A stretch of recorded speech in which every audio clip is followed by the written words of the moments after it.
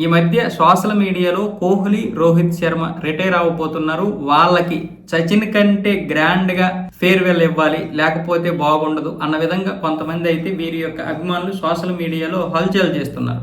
దీన్ని ఉద్దేశించి మొన్న ఒక హోస్ట్ ఏమొచ్చేసి బీసీసీఐ ఉపాధ్యక్షులు ఉన్నారు కదా రాజీవ్ శుక్లా, ఆయన ఇంటర్వ్యూ చేస్తున్నప్పుడు హోస్ట్ ఈ ప్రశ్న అడిగాడు, మీరు రోహిత్ కి, కోహ్లీకి సచిన్ లాగానే ఫేర్వెల్ ఇవ్వబోతున్నారా అంటూ ఆ ప్రశ్న అడిగాడు హోస్ట్. దాంతో రాజీవ్ శుక్లా చాలా ఆగ్రహంగా, మీరెందుకు తొందరపడుతున్నారో నాకు అర్థం కావడం లేదు, వాళ్ళిద్దరూ ఇంకా వన్డేలు ఆడుతున్నారు, రోహిత్ ఏమొచ్చేసి చాలా అద్భుతంగా ఆడుతున్నాడు, కోహ్లీ ఫిట్ గా ఉన్నాడు, వాళ్ళు ఆడనేదో వాళ్ళు ఆడనివ్వండి, వాళ్ళు ఎప్పుడు వీలైతే వాళ్ళు అప్పుడు తీసుకుంటారు రిటైర్మెంట్, వాళ్ళు ఎప్పుడు రిటైర్మెంట్ తీసుకుంటే అప్పుడు మేము అన్ని ఏర్పాట్లు చేస్తాం, సచిన్ లాగా వీళ్ళలాగా వాళ్ళలాగా ఎందుకు పేర్లు తీసుకొస్తారు, అయినా ఆటగాడి ఇష్టం, వాళ్ళు ఎప్పుడు రిటైర్మెంట్ తీసుకోవాలనేది ఎప్పుడు కూడా బీసీసీఐ వెళ్ళిపోమని చెప్పదు.